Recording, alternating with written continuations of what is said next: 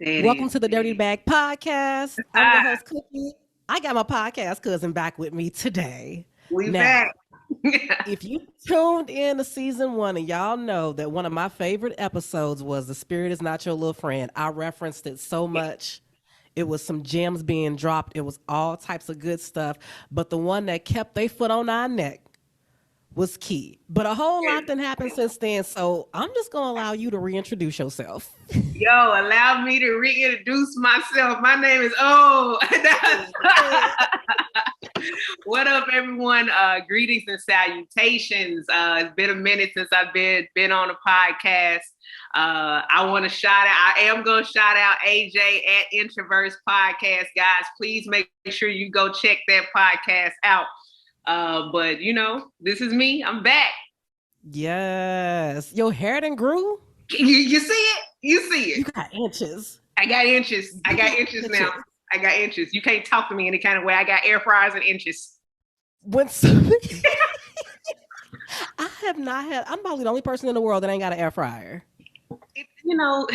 It's an experience. I had to break down and get one. And, it's been a worthy investment. So I stay out the kitchen and with somebody's delivery, especially now I'm in Texas now.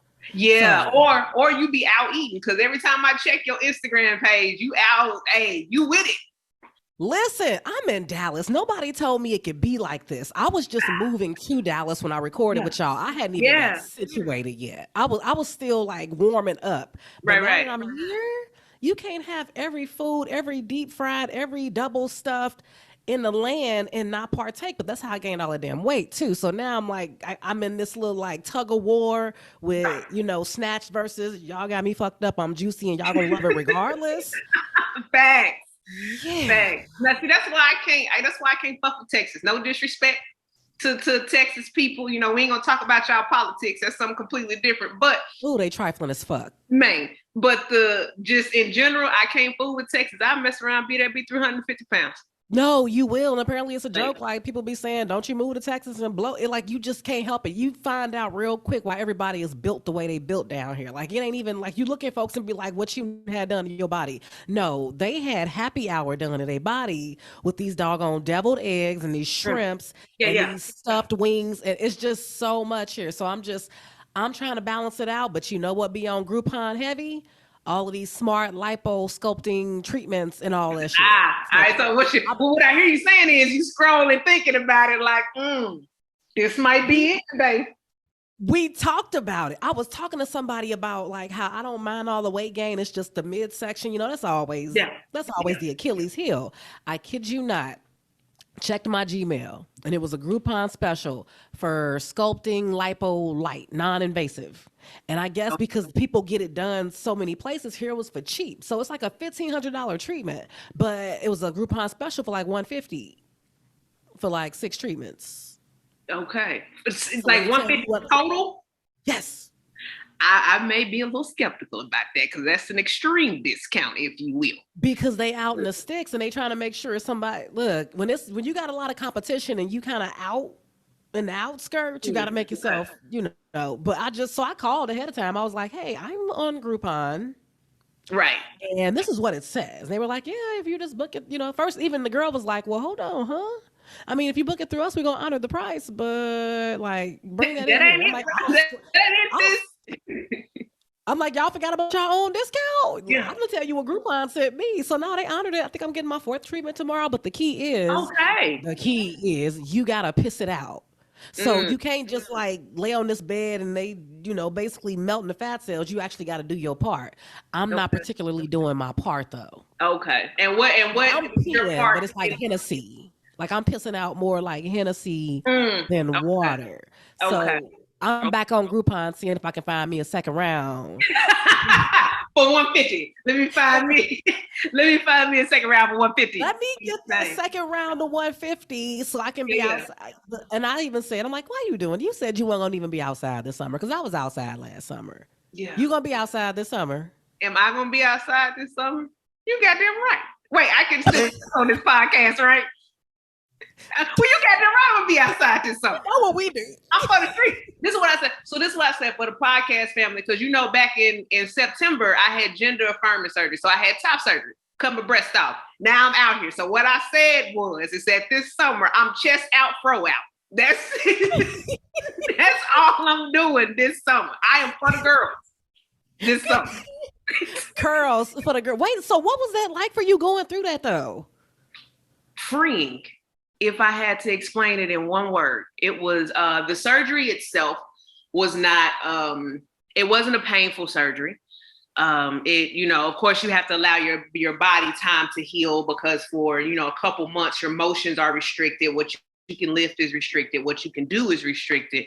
Okay. But like, that was probably the most freeing experience, that I think I could have had. And so it's been a good journey so far. Now, after the fact, like, you have to become reacclimated to your body again, like, if you will. Right. And so there is like I went through like a depression / grieving process after the fact, in reference to like my body having the physical changes of it. So mental health wise, like I had to, dissect that. But other than that, like it was a smooth little ride. And like, what was the reaction to it? Like, as far as like with your family and your village and stuff like that? Well, they know they ain't really had no choice. You need to get with it to get going. And that's how I also, like, when I came out at the time, identified as a lesbian woman, masculine of center, I was 11. So me being within the queer community was something that, they were used to. And so it wasn't the gender affirming surgery part that got it. It was the change in my name and my pronouns. That was like, I don't really understand what's happening here. What does they, them, what does that actually mean? And and having to explain, because me being non-binary means that I am fluid in pretty much in my gender, which means that my expression is not masculine or feminine. It just is what it is for whatever day I decide to be. So one day I might be polo dye, this day you might see me tomorrow, I got on heels, dress, nail painted, etc. Like, don't question me about how I choose to express my gender. And so that was like the biggest hurdle, because since I've been always, more so masculine performing, if you will, and like masculine clothes, etc. So when my family first started seeing me transition into, more so feminine performing and wearing women's clothes, doing things like that, then the questions came up about my sexuality.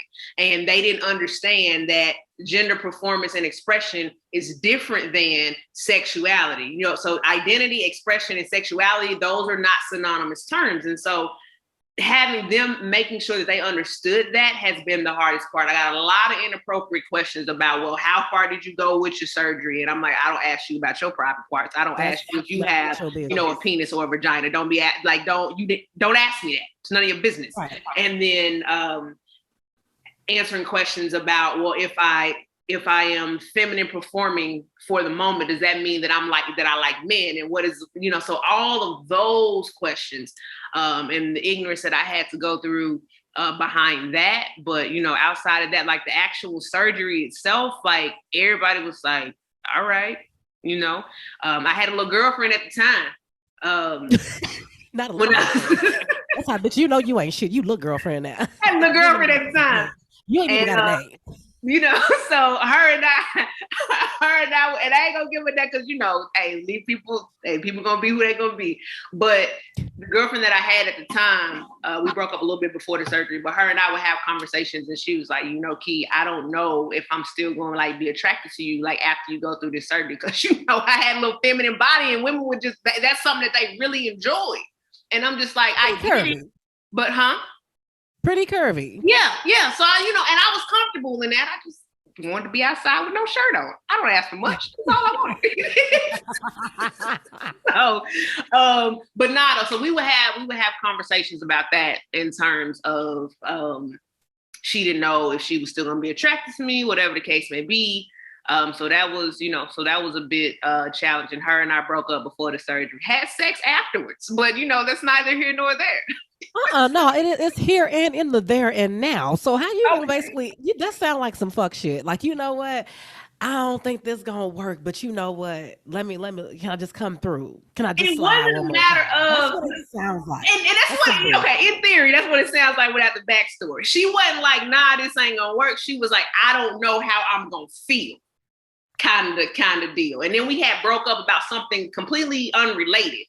And then we still doubled back after the fact. So same old fuck shit. Fuck shit is not gender specific. Right. Listen, I gotta give the people what they want. So wait, and you in Cali, right? Yeah. So what's the vibe like out there with that? I don't know much about how Cali. Like with Cali, because I was living in Colorado for a minute because I was an attorney out there in Colorado, and that's why I came to San Francisco, right? Because I wasn't expecting Colorado to be worse than the South. I was not expecting that. It's the Midwest, so but I didn't have that same experience when I lived in Phoenix, though. So I'm like, people say Phoenix is pretty cool, but when you get Colorado too close to Kansas. Yeah, it was. I was like, y'all gotta be kidding me. So like, it was when I ended up coming here to the Bay because I wanted to be somewhere that had a very big queer culture, right? And where I can be who I'm going to be without judgment, and that was very important for me from where I moved. And this place, by far, hands down, is more than I could have expected in terms of the queer community here. I don't like the price because it's mad expensive here. Yeah, that's why everybody from Cali be moving to Dallas. Yeah, it's mad expensive. That's in Texas. I can't. That's where I draw the line. I get it. You couldn't. I didn't think. I'm not like conservative enough for Texas. So yeah, it's but the Bay Area is lit. It is so lit, but it's different in the respect that, people just handle themselves and just govern themselves a little bit differently here. So they govern themselves accordingly. Yeah, and do. So it can be different when we're talking about Black queer people and white. Yeah. I know there's always that. Yeah, both communities. In both communities. It's like in the white queer community and the Black queer community, I have nothing but positive things to say in reference to both communities. And what I appreciate about the Black queer community here in the South, coming up, in the queer community, it's not enough to just be queer and you can be able to express yourself. But inside of the queer community, there are so many boxes and expectations about who you can date, what you can do, what you can't do, what is accepted. There's so many like restrictions in just being queer in the South. That does not exist here at all.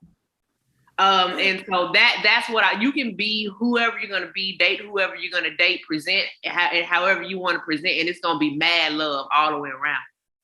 So I love that for you. Yeah, it's mad love here. So when you move to where like you feel like you at home and that's really what we all want. Yeah. A lot of times we move, we wanna feel like we're within community. And the Black community is rough on anybody that doesn't fit into whatever societal norms that we don't even really live by. We just be on some bullshit with how people live their lives. Yeah.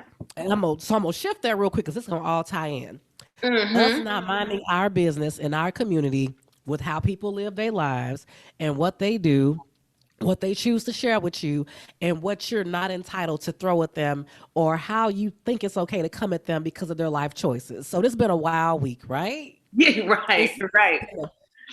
It's been a crazy week. Now, last episode before last, I did have a comedian on, Mo Hill.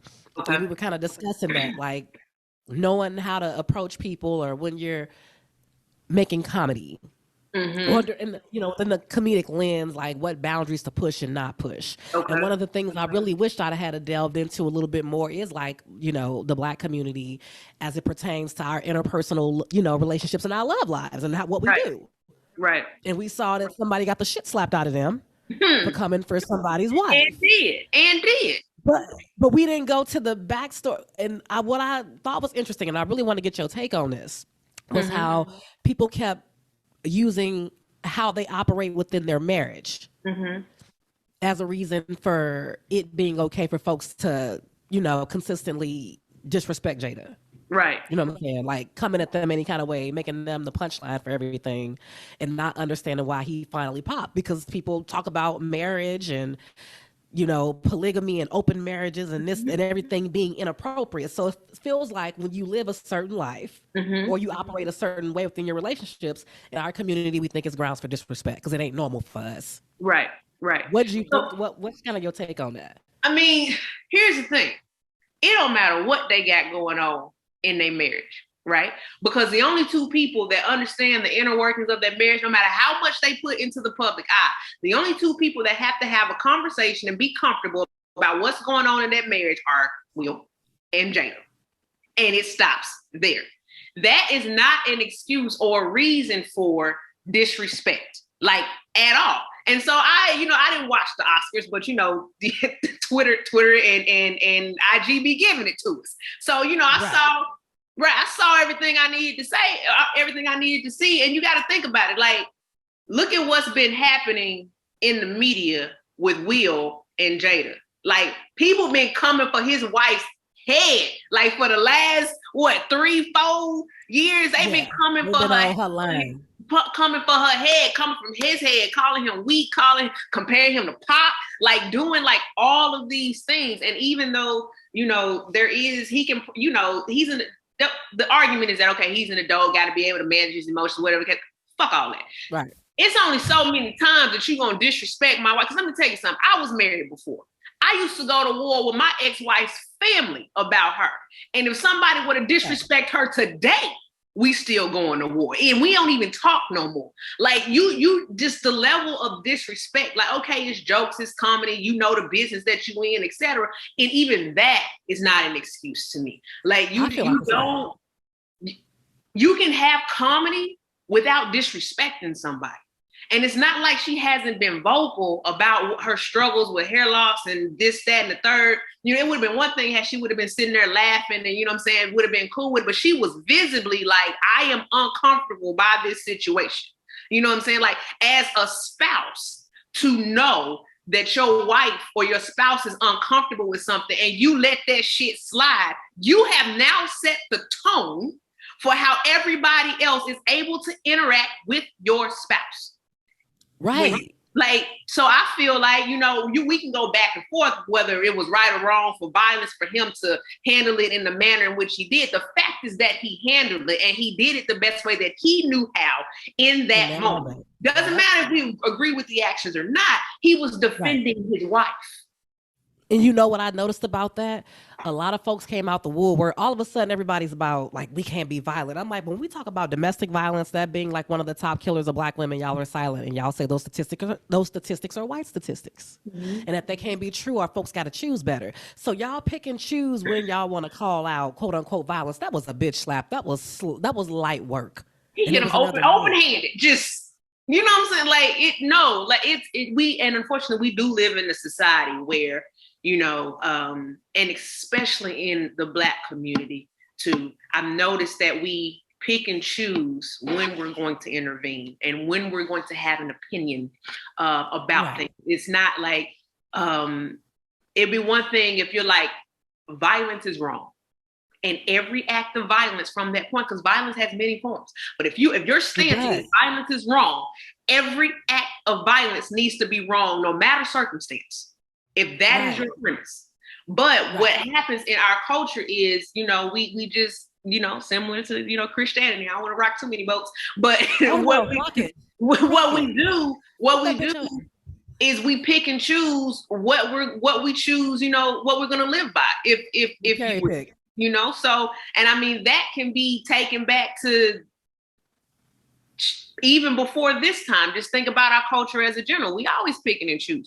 What we choose to abide by, when stuff is right, when stuff is wrong, and I think it goes a little bit further than saying it's all about a moral code. It ain't about that, because it's too much wavering that happens. If you're going to stand on something and be about Right. And I think that's the thing with y'all. If it's somebody that you feel is not deserving of protection according to your standards. Right. So how again, so it goes back to how people operate in their relationships that are not conventional to you. Because we know that Jada and Will were put on this pedestal of black love and black excellence for years. We built them up to be that way. They never said they were perfect. But when they came out as not conventional and doing things their own way, then, you know, as with anybody else in the black community, suddenly it's, oh, well, hold up. And who immediately got blamed? She did.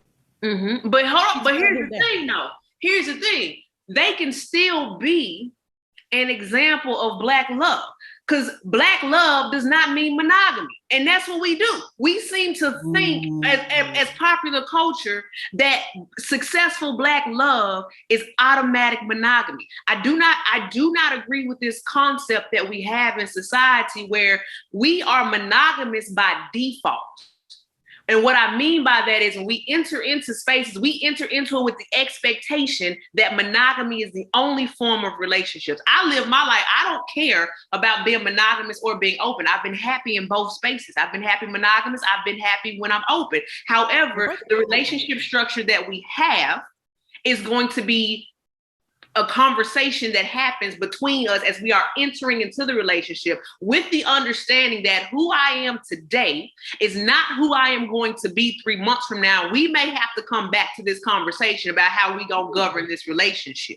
You know what I'm saying? Does that mean that this person is any more or less important to me? No, that's not what that means. Well, I would I would argue that it means that this person is even more important to me because I'm willing to sit down and have an honest conversation with you about my needs. In the fact that I still want to include you in my future. I'm making a choice to include you in what it is that I need, opposed to just walking away from the relationship, cheating, lying, not being happy, not getting my needs met, expecting you to do something that you are physically unable or mentally unable to provide. Like, it's a lot of things that go into that. So we think that to be an example of black love means that you have to be monogamous. Like, why we have that, where we got there, I don't know. Because think about this. In the black Southern household back in the day, grandma and granddaddy had boyfriends, girlfriends. The granddaddy had kids in the neighborhood that looked like him. You hear me? So had y'all had the language to describe, and had we been willing to dissect the fact that open relationships, poly relationships was actually a thing back then, and an acceptable thing, if you will, where would we be? But you know what's so funny about that? A lot of dudes, when they want to cheat, will say stuff like, you know, monogamy ain't natural. I'm poly. They say that until they see an example of a relationship where a woman like Jada exists. Then it's like, oh, she embarrassed. I'm like, ain't y'all the same ones that said? I'm confused now, because that goes back to the pick. And you know what's funny about you saying that you might have to come back to the conversation 3 months down the road. They burned her at the stake again when she did an episode of the Red Table Talk where she didn't say that he doesn't please her sexually. She simply was saying that I have to communicate with him because I can't expect him to read my mind. People took what she said and they flipped it and said she embarrassing Will. She out here saying he don't. And I'm like, y'all don't. Comprehension got y'all in a chokehold. Like, taking somebody's words for what they said got y'all in a headlock. Because where did you get from this woman saying it's important to communicate with your partner that her man ain't pleased? Everybody don't knock it out the park every time. You actually do have to tell people what you like. So what you need. And then that goes back to, but we are conditioned in Black culture to not talk about our sexual needs. We are conditioned to just accept whatever comes for the sake of acceptance. Now, you ain't finna be engaged in an activity with me and not know exactly what it is I want. I'm asking questions. I'm giving directions. You hear me? Like, we not finna do that. You unhappy. People walking around talking about they ain't never had an orgasm. Why? I don't understand that. Why? You know, but we have people who, you know, are uncomfortable with having conversations about their sexuality or their sexual needs. And I don't understand that mantra. I've been there before, yes, rightfully so, but that's not who I am anymore. So that I feel like in today's day and age, there's too much information out there that's easily accessible for people to still be wanting to stay within the bounds of confinement. And I'm not saying it's not okay. Like, if that's your thing, that's your thing. If you've done the self-work and you really know and understand that that's just who you are in the box that you want to live in, that's fine. But don't be out here just in this box and you don't even know why you're in it. You don't even know why you in the box, just stuck. You just in it because people told you had to be in it. You're like, oh, people told me that this is what I had to do, and that's why you in this box. Like, if that's your reasoning, it's too much information to be out here and be ignorant about self. Right. And so you get mad when you see somebody doing the opposite, because like, oh, wait a minute. I think that a lot of times with people, even like yourself and like Jada, when they see you living your life and living your truth, it's like, what does that mean for them? Yeah. They've settled on this and they're not happy with it. Yeah. So that's that part. So like, I remember, for example, a conversation that I was having with my father. And it was my father and my sister, and I was explaining to them, because at the time I was in a poly relationship, and I was explaining to them what open relating and the poly relationship and what it meant. To them, they were like, oh, well, if you want to be for the streets, just say that. And I'm like, that's not what I'm saying, because poly relationships is all about commitment. Commitment is still important to me. Every relationship. Understand that part. So break that down with people that really don't understand polys. I met a dude back in the summer. I talked about him last season, who claimed he was poly, and it was probably a lie. It was a hot mess. Right. So I'm going to say this from my perspective, and understand and say this, that there are many people that are practicing poly lifestyles and manners that work for them. So what I'm saying is from my perspective on how I operate when I find myself in relationship spaces to where we have agreed that open and poly structure is going to work for us, right? Okay. So for me, my values are very much so, if you will, more so traditional in the sense that commitment is important to me.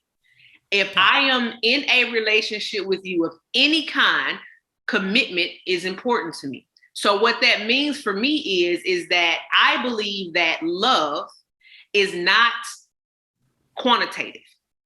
Love is qualitative, meaning that I can love multiple people at one time, and it has no bearing on how I choose to conduct myself in my relationships. The center of all of my relationships is love and freedom and nothing else. So therefore, there's not a lot of things that happen that are adverse to that. So if the center of it is not love and freedom, I don't engage in it. And so that's what happens to work for me. And so with commitments, you do have people that are out here using the poly label because they want to be out here and just, have sex and do whatever it is they're going to do.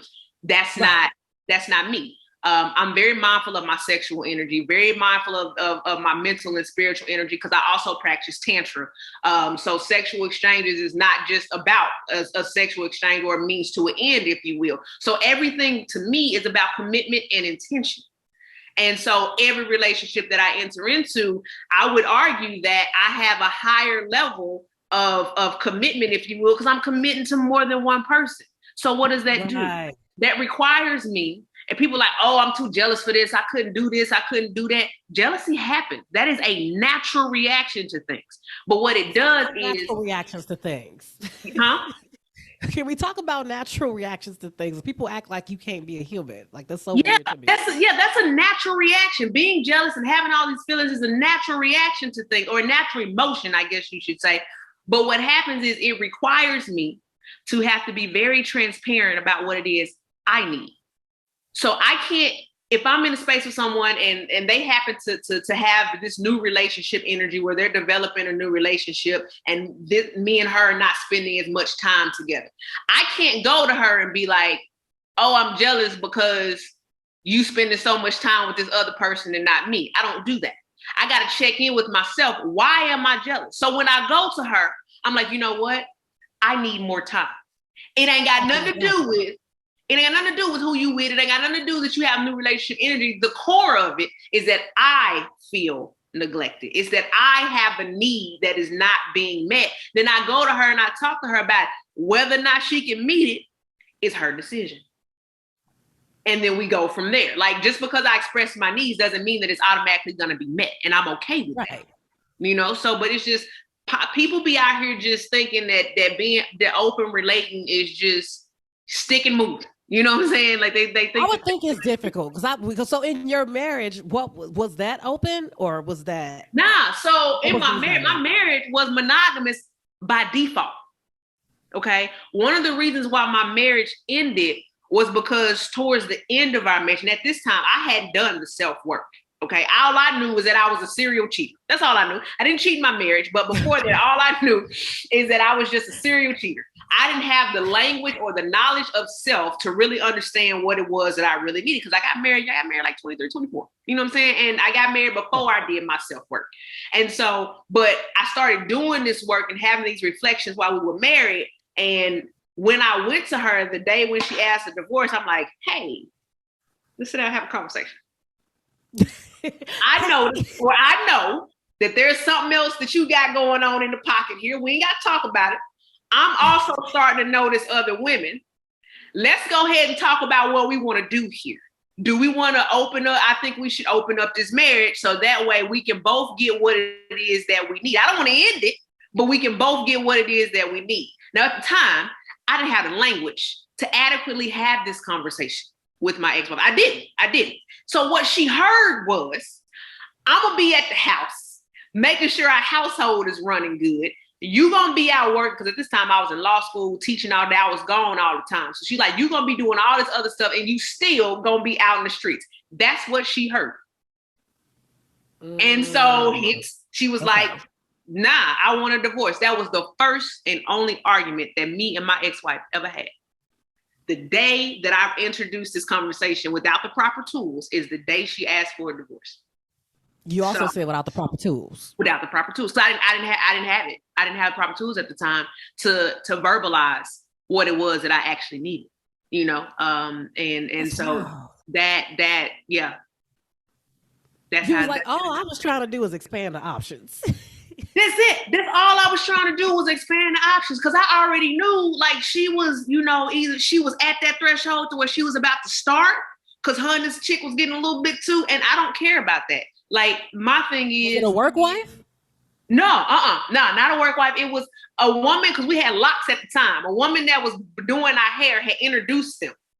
And so she did all three of our hair. She did my hair, my ex-wife's hair, and then the girl's hair. She introduced my ex-wife and the girl, or the woman, and then they started, you know, getting a little bit too friendly. Like, we would go places and all my friends would be like, bro, we on a double date or what? You know what I'm saying? But like, I'm so secure within myself that if I'm with somebody and you tell me that you have a sexual need or an emotional desire outside of me, just talk to me. Just let me know. Don't have me out here looking crazy where I don't know what's going on. Just let me know and I'm cool. Just let me know. I think that's the biggest thing with everybody is like, people get mad that other situations or whatever, marriages, people are letting each other know, but it just don't make sense to you. Yeah. Like, I genuinely do not care. That stuff does not bother me. I'm a whole vibe. And I know that. You like, look, if you want to leave. This is what I'm saying. Like, but if you don't want me, then don't. I'm fantastic. If I can sing, I hit you with the ones and twos. You hear me? Fantastic. So, but no, seriously though, like that stuff, it has no bearing on me, because I'm gonna be who I'm gonna be, regardless of who you doing and who you doing and what y'all doing. Like, I'm gonna be who I'm gonna be. And you seem like you ain't bothered though. Like, you seem dangerously unbothered at the idea that you would deal with somebody and they decided to just do them as shit, like it just roll off. Yeah, I'm not bothered. I'm not bothered by it. Look, you got to go ahead and give people tips to how to get there, because folks still get mad off, you know. Man. You know, healing is the word for 2021 that spilled over into 2022. Everybody's saying heal. And here's the thing, that, you know, it got to a point to where that healing word, I'm like, how much healing does a motherfucker have to do before they're able to start enjoying life? You hear me? Because everybody's so hyper focused on, oh, you need to heal before. How much healing does one do? And people don't understand life is not linear. You're always going to be healing from something, because you don't know how your relationships and interactions are going to trigger you. You know what I'm saying? So it's like, yo, why? Like, at some point, you just gotta go be great. At some point. I can see a lot of that. We just gonna talk about healing, y'all. I hop on this Zoom call. We talking about healing. At this point, I'm like, y'all know what? First of all, some of y'all don't even understand what that means. Listen, so like for me, for example, to go back into that, like how I ended up getting to this point to your original question, shit, I got my ass in therapy. That's exactly what I did. I got my ass in therapy, and I got in therapy to understand myself and to understand who I am, what it is that I want. And not only understand who I am and what it is that I want, but to learn how to love myself and understand my worth and add tax. And once I did that, and once I was able to do that, what I found was the expectations that I had placed upon people was a reflection of the things within myself that I had not healed. And the things in myself, not even healed, the things within myself that I was unwilling to acknowledge. So my relationships and my interactions was coming from a place of void feeling, if you will. I need you to be this so I don't feel like this. So I don't feel, I need you to be this so I don't, because it's my problem, not your problem. Right. And so I was imputing my own shit onto other people saying, I need you to be this so I do not feel that or do not feel this, instead of understanding that the freedom of allowing a person to show up and be exactly who they are and knowing that they are actively choosing you instead of reacting to you is one of the most freeing experiences that can ever happen, in my opinion. So once I started going through that work, and then I was like, okay, these are the voids in which I have that I need to learn how to feel for myself. And this was a long process. This is a 3-4 year process. Some bumps along the way, might I add. I don't understand. That's years. It ain't about to be I'm gonna be good by the summer. That's not even how this shit works. No, it wasn't no we in the fall. We finna have a hot girl summer. That ain't how it worked. You know, it was a good 3-4 year process, and still some of it is a work in progress when I meet people that do trigger my childhood wounds. I still gotta go back and dip some tools into the bag a little bit. But the ownership, me taking ownership of being able to feel my own voids, is what released the expectation that I had on other people to feel them. And once I did that, I didn't care how people decided to go out in the world and govern them, because instead of me wanting someone to choose me, I realized that I was the chooser. I get to choose who I want to engage. And the power that came with that is I can observe, you can be exactly who you're going to be right now. I get to make the decision about whether or not that's something I want to deal with, and not the other way around. And so those things, and of course, coupled with some interactions that I've had that, you know, made me go a little bit inward and a little bit deeper, but that's how I got there. I think that's a huge thing though. I'm still a work in progress. At this point, I just shut it down. I'm like, you know what? I can't deal with you niggas right now. I just really, I ain't even saying I'm working on me right now. I just can't, I just don't have the bandwidth. You don't have the capacity. I learned that can be a thing too. Like, it ain't even like you trying to work on yourself for when you meet the right person. I just ain't got it for y'all. I just want to look at what it is I want to accomplish. Let me put my energy into that, because y'all tend to be distractions for me. Yeah. So now that I know that, let me make sure I'm complete, or at least somewhat getting there with the things that I want to accomplish, the legacy I want to leave, the things that feel me before I bring you in here, because y'all are a lot. But what you just said about seeing how somebody is and making the choice as to whether or not that's something you want to entertain, because we see stuff, and then we just like, you just kind of like sit there waiting for them to be done with the stuff to change the stuff. And you know why it is? And it's because, you know, we see the potential and ignore who they are in the present. The potential doesn't matter, because potential is just that. It's a possibility that they may or may not get there. It's not based in reality. So we'll look at, oh, they got a lot of good qualities, and I see that they can change, and I see that they can be this, and I see that they can be that. But who are they to you right now? And so what we do with that word potential is dangerous, because it requires us to overlook a lot of things that we wouldn't necessarily overlook, and go along with a lot of things that we genuinely are not comfortable with for the sake of this person has potential, or nobody's perfect, or, you know what I'm saying? Nobody's perfect, but there are people that are perfect for you. I was going to say, perfect for you though. So you right. Which I did it. I tell people, I say all the time, y'all, I'm not really an advice giver. I got some cautionary tales. I didn't fucked up a lot. I didn't fumble my heart. a few times. I Right. let mugs in the space that I knew damn well had no business coming out the locker room, even being allowed on the bench to get in the game. That was my bad. Right. I can look back and be like, how the hell did you even get a nigga a shot? Like that wasn't even your thing. Like that wasn't even Yeah. somebody that you actually wanted. You let somebody pursue you enough, and then you said, "All right, let's just go ahead and try." You must really want a bitch.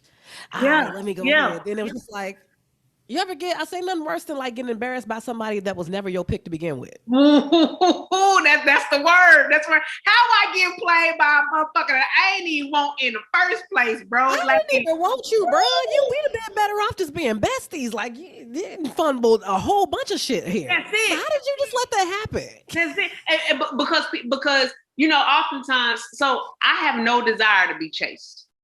No desire whatsoever. If I don't want to be chased, and I do not want to chase.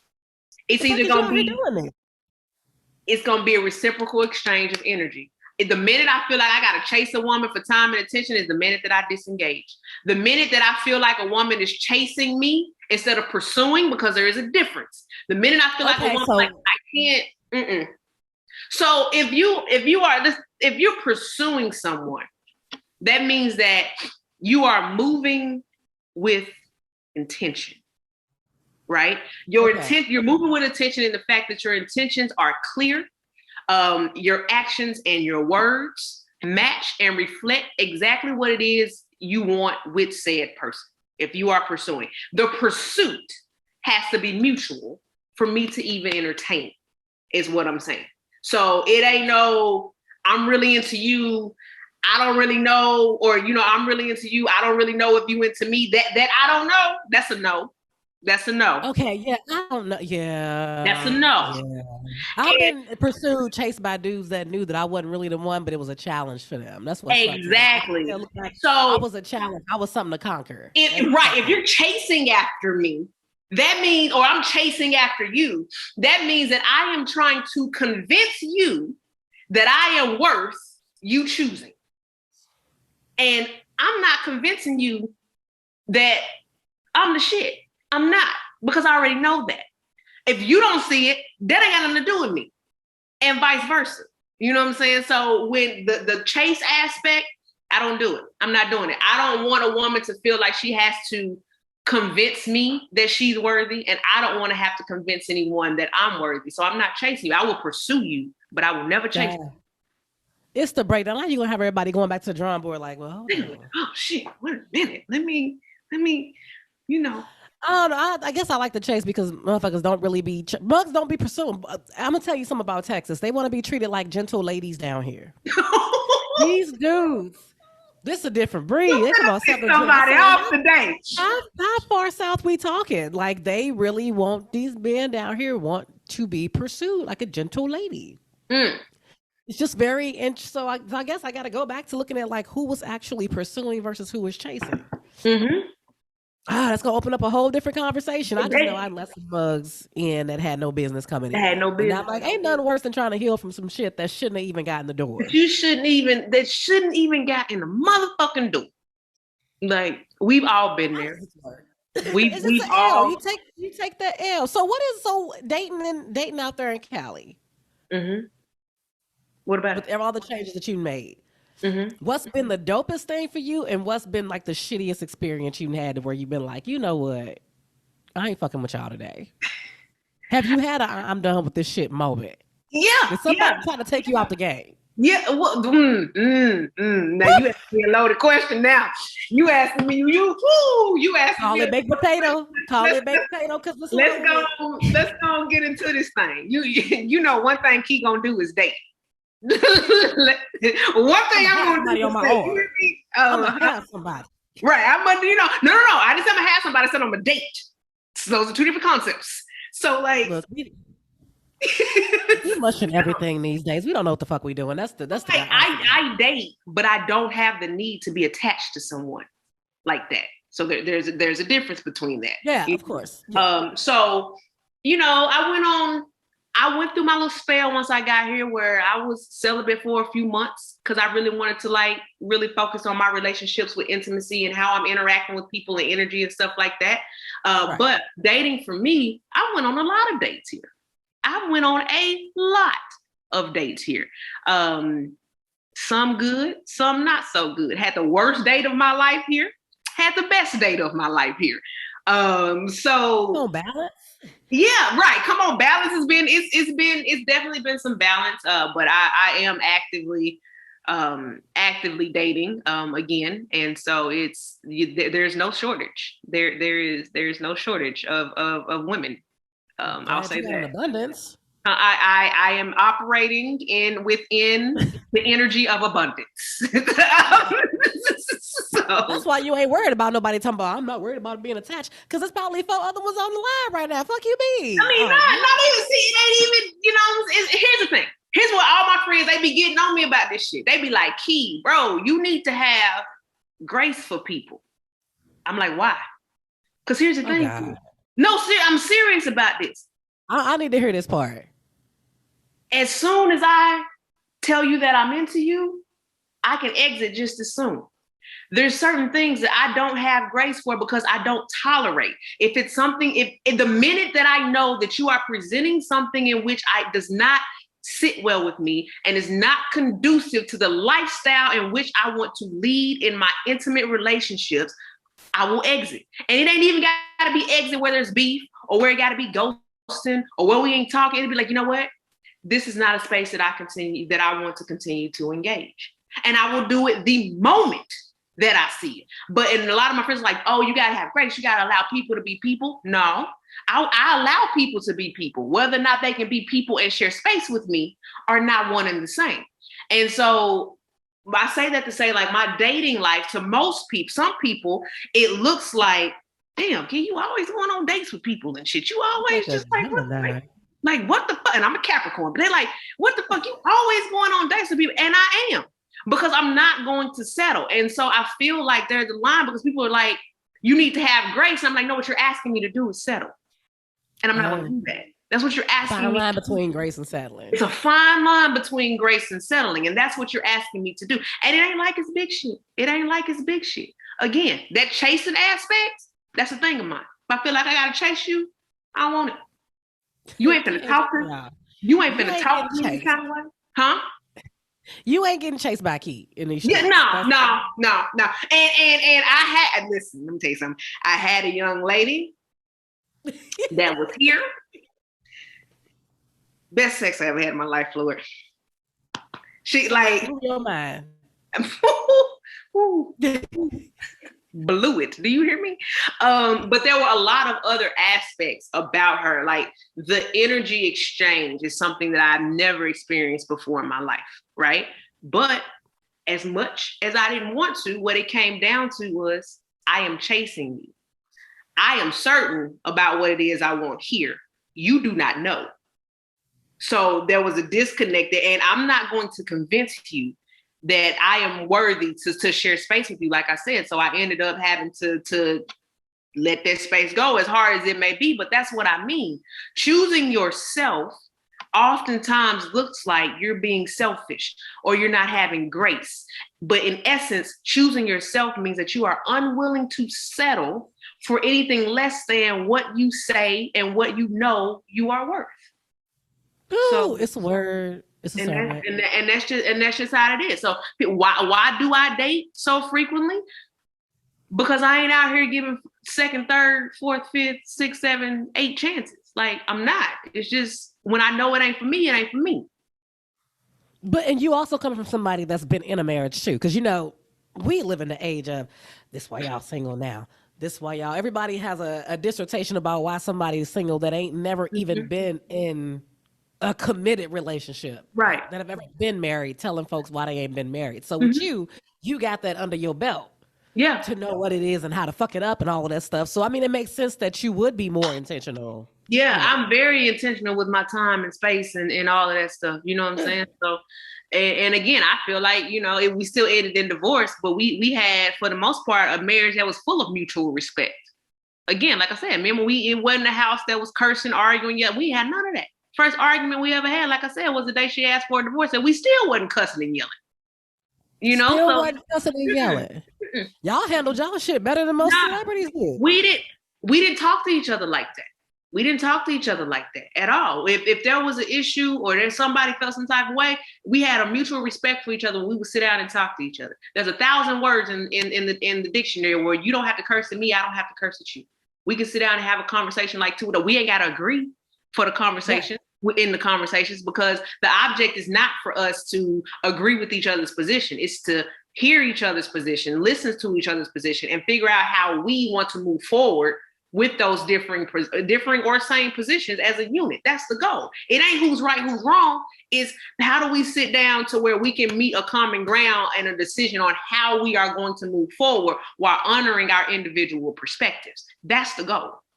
Right. And how much of this have you put into your poetry?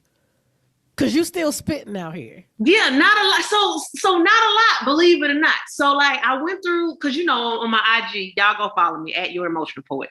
So like on my IG, because I was dropping poetry like real frequently, and then I stopped for like a minute. Yeah, so it's like sometimes it's really hard for me to get into that element to where I can say all of these things in a concise manner.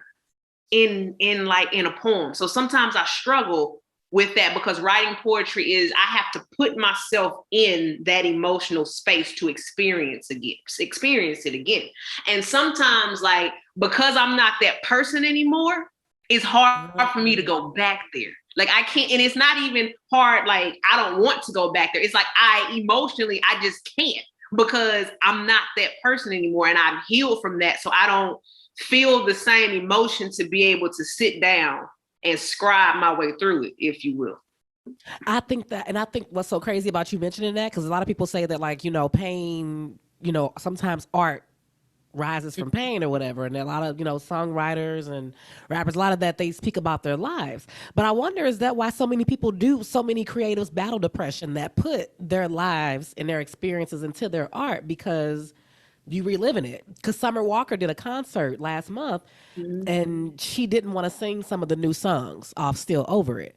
And she did a post basically saying like, y'all, it wasn't that long ago that I gave birth. Like I'm still, some of that shit still hurt to sing. They was mad like, well, bitch, then why is you on stage then? Like some of them songs were a trigger for her. But so here's the thing, like artists are humans first. And for example, and I know, it's different for every artist, but artists put a lot of emotion into their craft. They really do, because it's a form of expression. So, for example, when I'm performing a piece, the purpose of it is I want you through the delivery. I need you to experience what I experienced while I was writing this. You know what I'm saying? Or while I was going through it or whatever the case may be. So as a true artist and a true performance or a true performer, you have to put yourself into certain mental spaces in order to deliver it with the energy and the mindset and the attention that you want to deliver it in. That's just how it works when you're an artist. You got to get lost in whatever your art is. And part of that process of being lost is experiencing whatever emotions that are coming from that. And so, yeah, that's real. I can even look at some episodes. Like I said, that episode in particular, that one in the fourth trimester, and I've said this before, but I've only said it in my stories. That shit put me in a dark place. Yeah. I was not, it was a 2-part. I was not prepared because I was like, dang, this is some trauma that I didn't realize I still ain't dealt with. And hearing other women share their stories who are like experts and, birth workers, you can open up in whatever it is you create and not realize, ooh, I got to go deal with me real quick. Like, I don't think people appreciate or recognize or respect how much goes into people that use their personal lives and experiences as expression. That's real, because, and even if you write something one time or I perform a piece one time, when I perform it again, there could be an entirely different emotion that comes up.